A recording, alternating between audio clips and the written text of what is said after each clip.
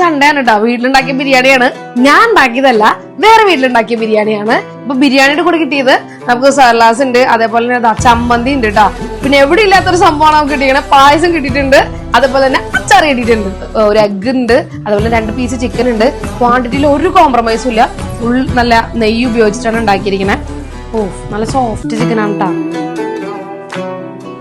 എല്ലാടൊക്കെ 160 രൂപയുള്ളൂട്ടോ. അത് വീട്ടിൽ നമുക്ക് കൊണ്ടുതരും. ഇപ്പൊ കുഞ്ഞു കുഞ്ഞു ഫംഗ്ഷൻസ് ഒക്കെ ഉണ്ടെങ്കിൽ മുന്നേ തന്നെ ഓർഡർ ചെയ്തിട്ടുണ്ടെങ്കിൽ നല്ല ഗംഭീരമായിട്ട ബിരിയാണി കഴിക്കാട്ടാ. ഹണ്ടിപ്പരിപ്പൊക്കെ പായസലോക്ക് ഫുൾ ഹണ്ടിപ്പരിപ്പും മുന്തിരിക്ക കഴിച്ചോക്ക. ഫുള്ള് നെയ്യില.